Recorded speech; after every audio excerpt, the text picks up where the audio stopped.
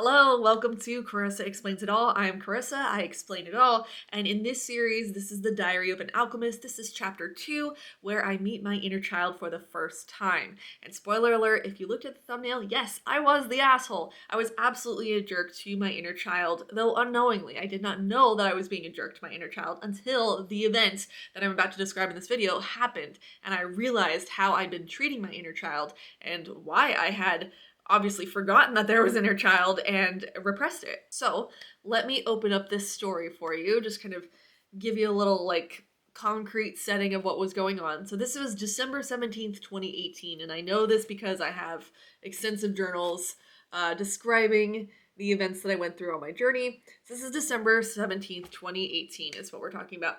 And I was working in this place. It was medical retail, customer service, a lot of people, interacting with a lot of people, both my coworkers and the customers. I was I managing this place at the time? No, because I had just gone back to work. Sorry. I'm like, where am I at in the story? I had quit my job for 6 months because I burnt out. That's another video series you can go watch. Right now in this story, I had just come back to work and someone that I had trained was now the boss. And so I was able to just show up as someone who was working, but it was the place that I used to manage with all my coworkers, and I was getting to show up in a place of ease rather than having to control everything. But this particular day, I'm doing my work, I'm working at stuff, my coworkers are working with other customers, and this person that I had trained, that was now the boss at that store, she was just really on one, just like a rant about stuff going on in her life, and oh, poor me, and this situation, and this keeps going on, this person's bothering me, what do I do? And me at the time, I was not someone who would acknowledge emotion. I had not really learned to do that yet, so I intellectualized everything. And so she's coming at me with problem after problem, and I'm like, here's solution, solution, solution. Like, what's the big deal? Like, get on board with how to move forward from this. And I was not validating her emotional state, and I think that's what she was wanting. And she was just like, it felt so draining. It felt very negative because she's just like pulling my attention, my focus, and I'm trying to focus on my work, trying to get stuff done. We're super busy. Not only is she not working and contributing to helping us, but she's also just sitting there complaining, complaining, complaining. So I just felt like intense negativity from her, and I started feeling like I was getting sick, and I was like, what is going on? Like, what could possibly be causing this sickness? I just feel like that she's just being super negative, and I felt like I needed to protect myself from that negativity in some way. I know now that I'm super energy sensitive, but back then I think I kind of knew, but I didn't know the extent of it. I didn't really have the vocabulary for it. I just felt like I can sense that negativity. I don't want it. And she just won't shut up. I'm gonna read exactly what I wrote because this was the exact thought that was going through my mind. I wasn't saying what I really wanted to say, which was shut up, grow up, and deal with it. And I know that sounds really, really harsh. Remember the thumbnail from this video? Like, I was the asshole. This comes into play later on in our story. So I was just so angry at her for not just taking my advice and moving on with her life. Like, she's not helping us. She's taking away our attention. She just won't deal with it and grow up, is what I'm thinking. So I went to the gym that night and I looked up a video by Teal Swan. Teal Swan is someone who's really big in the spiritual and emotional healing community. She has like 1,600 videos here on YouTube right now. And they're about like energy, how to look at and see the energy within yourself, within your relationships, within the environment around you, and how it all looks like on an energetic level. It's very, very helpful if you're learning to look at life through a different lens than just what's physically around you, but to understand the root cause of everything. So I watched her video, like how to protect yourself from negativity, and she's basically saying when you put up that wall, that resistance to the negativity, you're creating the very thing that you need protection from, which is, I think what it was supposed to be was you are shrinking away from your power in thinking that this thing has greater power over you and you need protection from it. That's the kind I haven't rewatched that video, but that's kind of from the notes that I took. I believe that's kind of what I was getting from it was I'm shrinking away from my power. I can actually do something about this. Now today, I would say put up boundaries. That would be a really good one. You can actually physically in the external world create action, which is to put up boundaries, to say certain things like today I might have, told her like, hey, I really want to be there for you, but I've got work to do. Maybe we can, if I really wanted to continue that relationship and be there for her, I could say we could continue this after work. We can meet up somewhere and I'd love to talk about it with you. And if I did not want to continue that relationship, or if we're not that close where I wanted to do that, then I could just say, hey, I'm really busy right now. I just need to focus on my work, and just keep saying that until she acknowledges it. And, so, that's how I would probably behave now. But back then I was like, I don't know what to do. I'm definitely sure as hell not going to say things like that. Like, let me put up a boundary. I need to focus on work. And like, I just would have felt so bad telling her I can't be there for her. I ended up watching another video of Teal's, which was about sickness. And if we're under a lot of stress, our vibration tends to lower, like our energetic vibration is lower, which makes us more susceptible to things that are, disease, germs, bacteria, that sort of thing. Kind of like she uses the metaphor of, if there's like hot garbage in a garbage can, this is terrible. Hot garbage in a garbage can, and flies are coming in and landing and laying eggs and eating and all that stuff and bringing germs and bacteria. That's essentially kind of like what's happening when you have a lower negative vibration, is that your vibration is lower, like hot garbage. It sounds so terrible. And then you're now kind of a hot spot for things to land, to stick, to bring in bacteria and all that stuff. And so when you are sick, what you can do, she had this idea of like, I think this is another video. I just watched so many of her videos back then. There's another video on how to speak to the consciousness of an aspect of you. So if you're feeling sick, if you're feeling, if there's like a pain or an ache in your body, you could actually go into meditation and speak to an aspect of yourself. And so at that time, the sickness I was feeling was in my throat. I had a sore throat. Didn't know where it was coming from. I just knew like there's a lot of negativity with this coworker. What was happening, like me now looking back on it, is I was probably really stressed, tired. My immune system was lowered. I was feeling negative energy from this coworker. I keep almost saying her name, and I'm like, don't say her name. I was feeling negative energy from this coworker, and there was something in the air, something, I was dealing with customers all the time. So probably like there was some kind of germs, and I was starting to get sick, and it was just like a regular kind of cold. So starting with a sore throat, which then kind of leads to like a runny nose, and then a cough, and then, the whole thing, just a common cold sort of thing. And I was resisting being sick. I was like, I'm not sick. Like how you do that. You're just like, I'm not sick. And I watched, one of her videos was like, if you're sick, stop resisting being sick. You are sick. And resisting that only puts up the fight longer. You're continuing to carry that tension longer. So acknowledge that you are sick, and then acknowledge what you need and meet those needs. And like this stuff to me is now, it's like, oh yeah, like duh. But back then it was so like revolutionary. Like, like listen to myself, like rather than push forward in life and just keep doing what you have to do, like listen, acknowledge, be there. It was so revolutionary at the time for the way that I had been behaving. So that I was like, okay, well, I'll go do this meditation where I speak to the consciousness of my throat. So now this is not the first time I'd done like deep meditation. I've been building a mind palace. I've been doing kind of preliminary emotional healing work, but not calling it that. It's a very intellectualized version of it. In the years prior, I've been going into, I think, what are the Akashic records and collective consciousness to do my research. So I've been practicing doing deep meditations for a long time, but this is the first time that I had decided to do a meditation where I was going to speak to an aspect of myself. And the way that Teal describes it is that all parts of us are consciousness. Everything in the world is consciousness. But every single part of your body, every cell, every organ, everything has its own essence, its own consciousness. You are not just like one body. You are many different consciousnesses of energy all mixed together to create the body. And so going into meditation, you could then facilitate a conversation with an aspect of this. For me, it was going to be the throat. And essentially the way that she describes it in this video is you let go of your identity of self. So I'd let go of the identity of Carissa and choose to take on the consciousness of my throat. So essentially to become my throat, to let the feelings and sensations in my throat spread. Not that it's spreading to the rest of my body, but that it's taking over my mind, letting my mind soak in the energy of what's going on in my throat. And to do that, at first I get really calm, get into meditative, just calm, collected, present space and energy.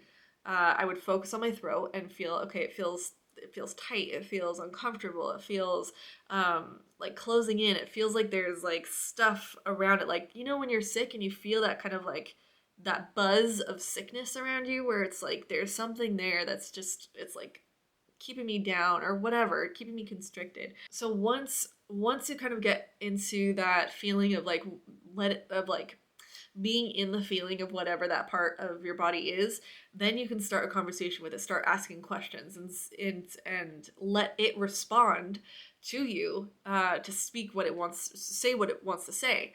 And so I remember once I'd kind of gotten in touch with my throat, this is what I wrote. I said, surprisingly, it was a soft, childlike essence that didn't feel like it could speak its truth. It felt neglected and suppressed. And I realized through being sick that my nose and my sinuses were able to tell me when I got stressed. They would tingle and feel stuffed up when I was stressed, or cut off from source consciousness. So this was just kind of an interesting tidbit that I learned, that when I start to get, my nose starts to get stuffed up, when I start to get sinuses, that tells me when I'm getting stressed, which is ironic because I sound kind of stuffed up right now because I just sneezed before I did this video.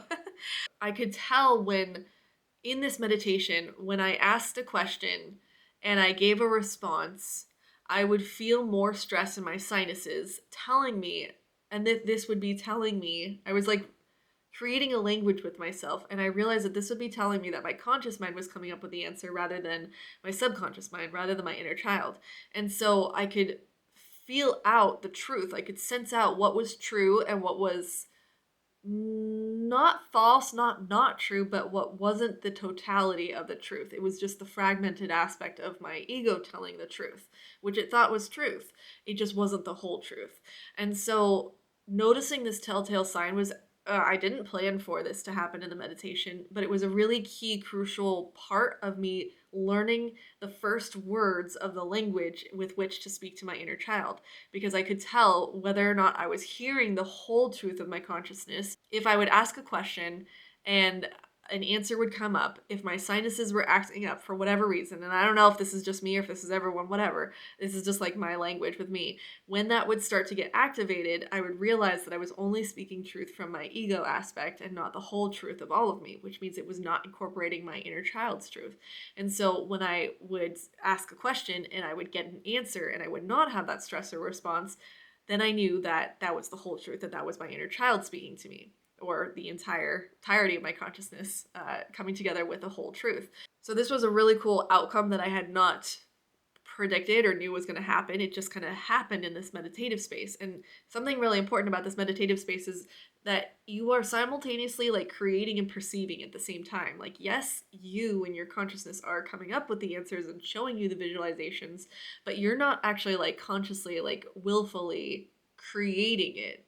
But it is you creating it. But this other part of you is like perceiving it. It's really trippy, really cool when you're in that space. So, for example, when I asked my throat what it would have liked to say to this coworker, I thought, my conscious mind thought, I was going to say and respond, say, suck it up, grow up, and do what you need to do. But I immediately had a stress reaction from that, from thinking that. And so I was like, okay, that's weird. Is that not what I really want to say?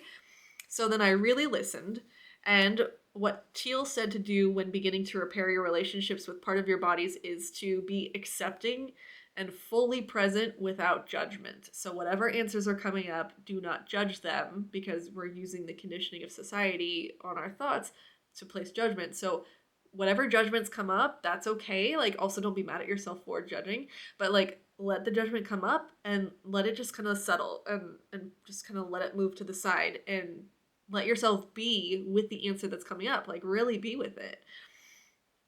So just be full of compassion and love. And I realized that what my throat wanted was love and acceptance and compassion, and that it's okay if I didn't know what to do, or if I felt stuck, or if I felt helpless. just like this coworker. So I realized, like, that was such a pivotal moment because I realized that that suck it up, deal with it, grow up voice was the voice of my caregivers. That was the voice of, I need to learn how to deal with this on my own and be capable so that I'm not a burden on other people. So that if I'm not a burden, then that means that I am capable of taking care of myself and others will then love me. This is the inner child that, like, felt so alone and abandoned and sad because she really wants love and she really doesn't know how to do things sometimes and she really does feel helpless sometimes. But this inner adult aspect of me that I had taken on looked at her, or didn't look at her because she was in the subconscious, but like repressed her and those needs, those very genuine, authentic needs of the whole of me, and said like, what's wrong with you? You should just suck it up, grow up, deal with it yourself. And the thing is, like, in that moment too, I realized it wasn't just like my caregivers being mean to me, but rather like that's what they had to do too. Like, they could not rely on their caregivers, and so they had to adopt a sense of figure it out on your own, just figure it out, suck it up, grow up, do what you have to do. And so whether they explicitly said that to me in childhood or not, the if that's the way that they behaved and moved through life, undoubtedly that's going to be passed on to me and like the way that I do things.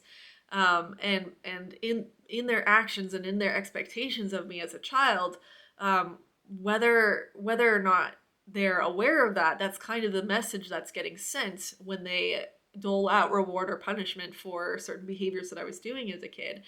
Now, I have no doubt that my parents loved me. That's not really the question here. But we're looking at actions and behaviors that, done over many, many times, start to train us as, like, humans, just like animals, dogs, cats, maybe not cats, they have a mind of their own, but like any, most animals can be trained to do things. And we're no different, when we're a kid, we need our needs met. And so whatever actions, behaviors become acceptable and get us those needs met, we continue to do those things. Those get rewarded. And the other things, the things that are not acceptable get punished. And they may not be things that are just that most people would say, like, that's not unacceptable. That's just you being you.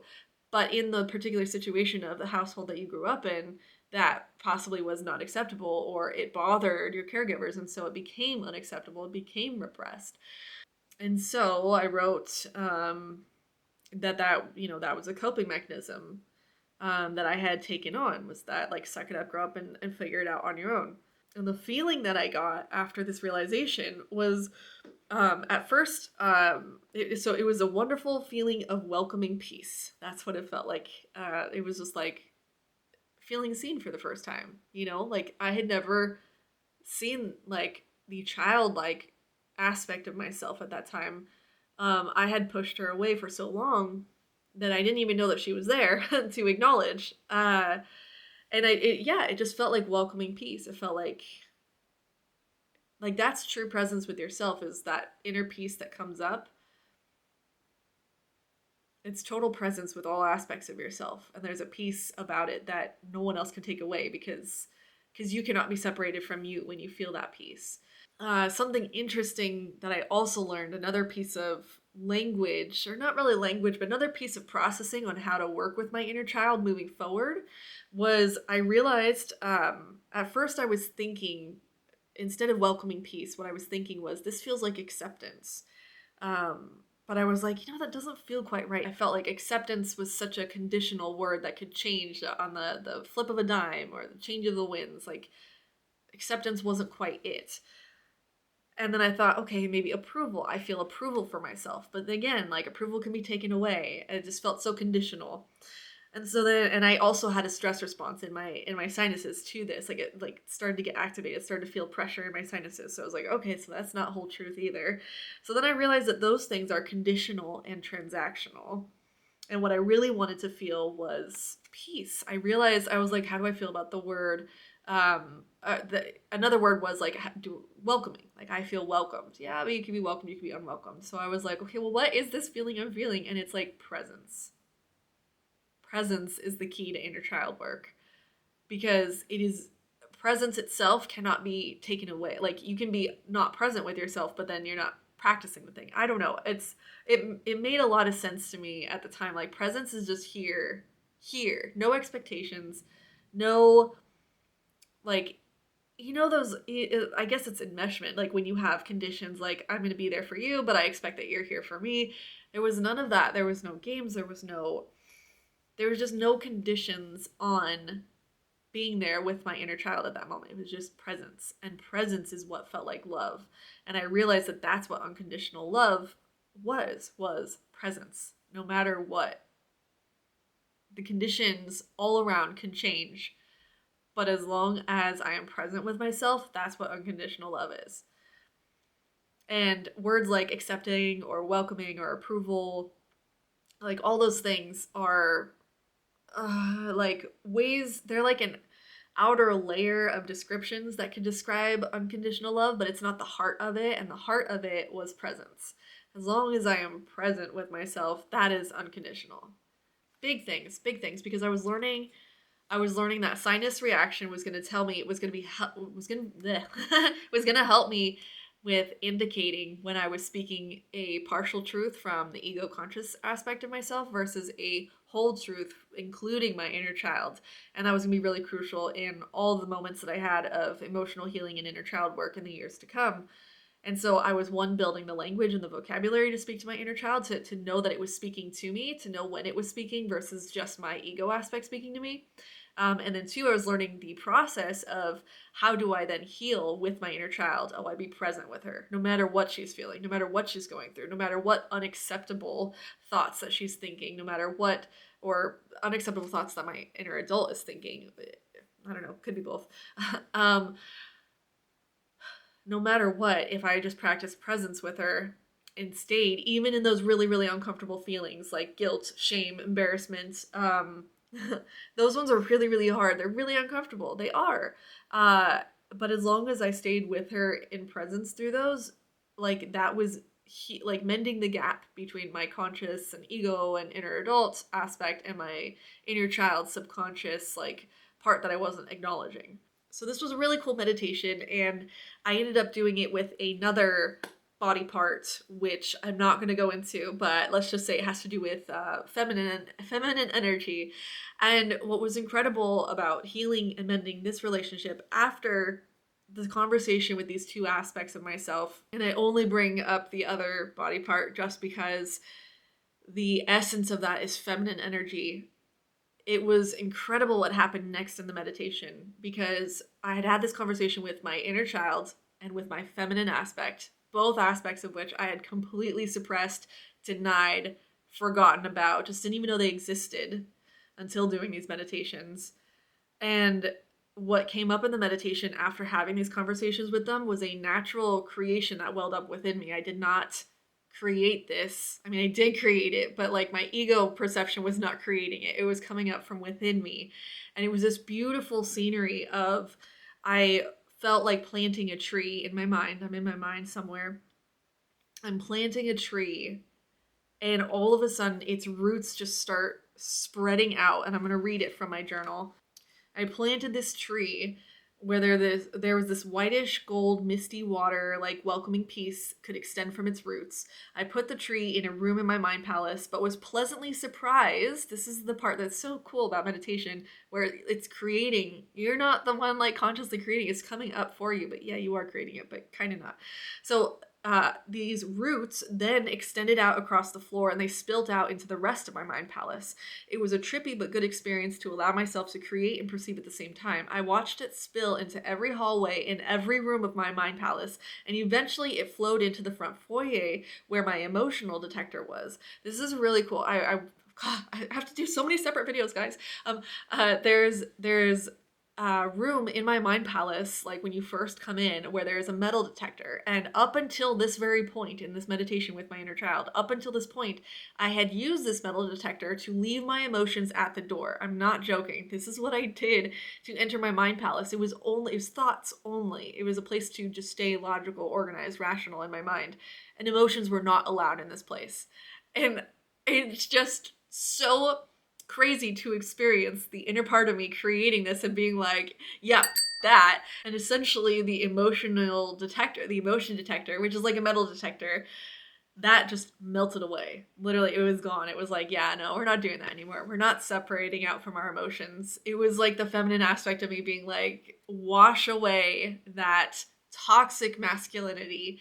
There's a lot of good empowered masculinity in the stuff I'd learned, but that was a very toxic aspect that was like cut off from the intuitive wholeness of yourself, being cut off from the feminine, being cut off from intuition, being cut off from your higher self, being cut off from your inner child.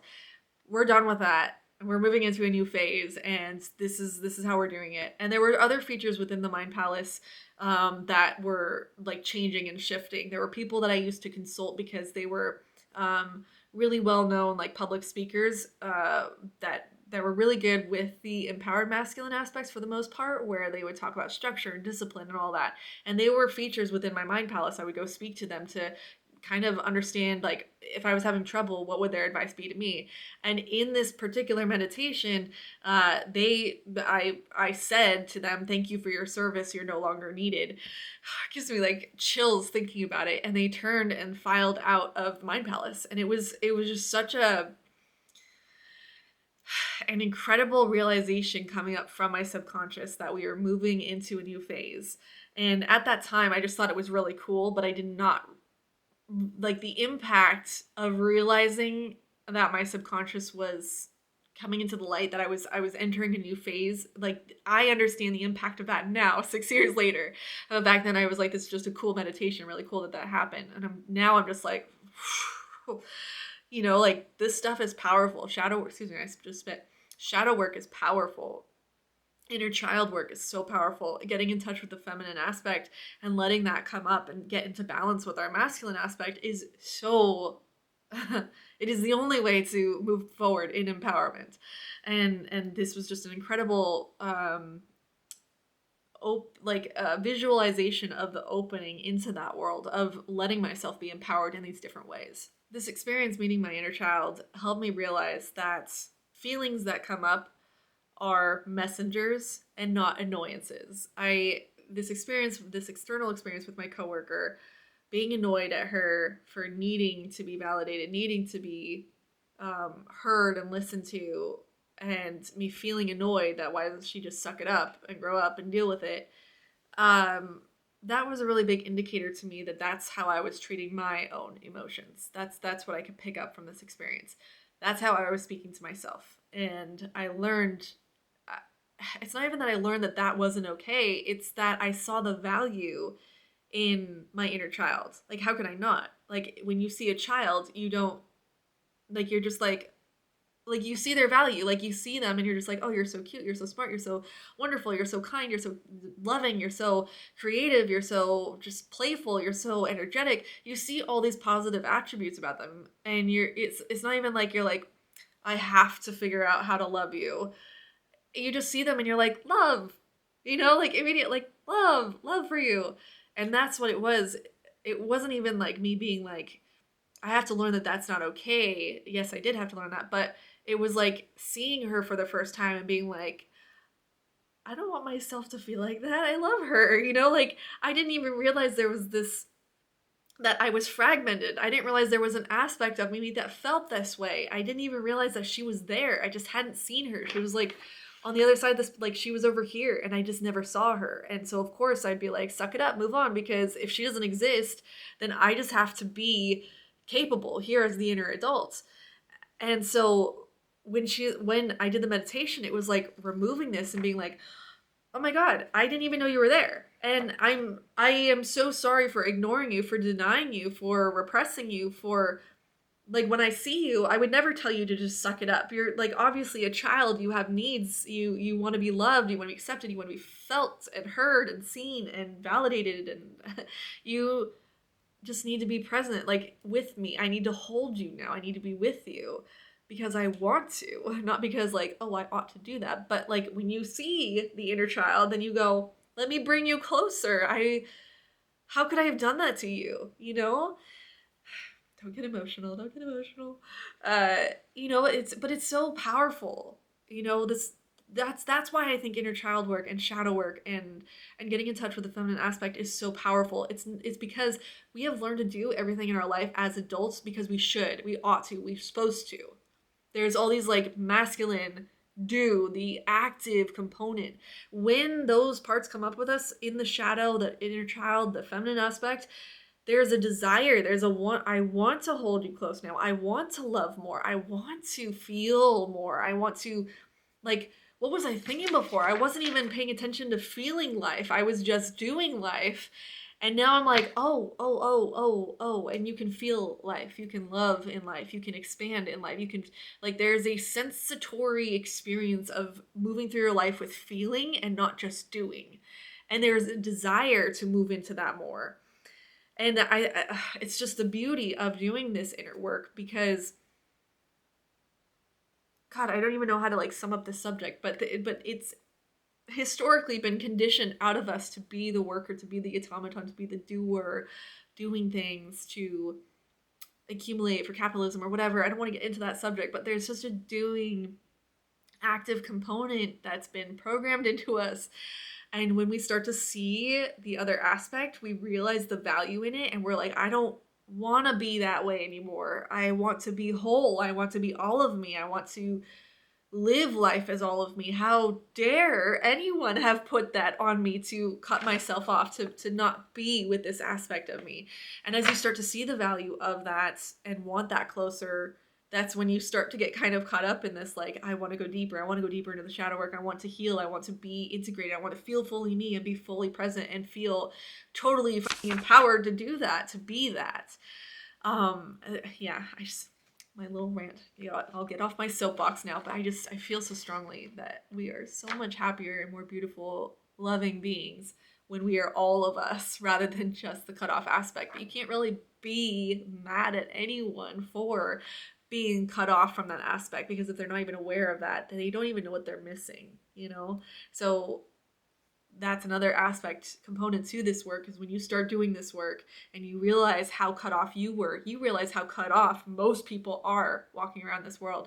And can you really be mad at them? Can you really be angry at them? You are just like that, you know? So our sense of compassion expands, not because it ought to or because you're becoming more spiritual. It's because you're becoming more whole, and you can hold the entirety of yourself, both that which was acceptable and the part that was unacceptable, and you're coming into both. And you can see how so many people are just cut off into what's acceptable, and you just look at them with like, I feel for you. I don't want you to experience that. There's so much pain that goes in with being cut off from so much of you. And so you feel nothing but compassion, because that's just all there is to look at it with. You don't look at it as pity, because you're like, like that would be to look at people and say, oh, you're disempowered. No, they're empowered. They're doing the best that they can with what they have, what they've been given, what they've been taught. And you can't expect any more from them until, they start to do that work and see the value for themselves and move into that for themselves. So you can't ever push someone into doing shadow work or inner child work or emotional healing. All you can do is do that work for yourself if you feel called to, and you will start to become that kind of person who is magnetizing with raw power, because you live life, you feel life, you are the beauty of life, you're creating your life into beauty no matter what it looks like. And you are such a raw presence of totality of energy, and that is what inspires people. That's what encourages them to be like, well, what are you doing? Because I want to do that, and that's not the point either. You don't care one way or the other if people do it. If they do it, that's their path in life. If they don't do it, that's their path in life. It just is what it is. It all is what it is. But you know that you are living up to your full potential in doing this work because you feel called to it and you are doing it. And so I just want to encourage you, if you are doing this inner child work, this emotional healing, this shadow work, thank you for doing that. It's just incredible. It takes so much strength and such depth to be able to go into the depths of your psyche and to see all those things that are uncomfortable and be with those feelings that are uncomfortable, and to see all those parts of yourself that aren't acceptable and choose to accept them anyways. And not even like, oh, they're ugly and they're bad and I have to accept them, but rather like, that's me, and I don't care if anyone else thinks they're it's unacceptable. It's just who I am. And there's just so much beauty in that. So thank you for watching this video. I'm going to wrap it up here. If you have any questions, comments, please leave them in the comments below. Thank you so much for the people who responded to my last video. You made my heart so happy to hear from you. That was just wonderful. So thank you for watching. As always, I am Carissa. I explain it all, and I will see you in the next video. Bye.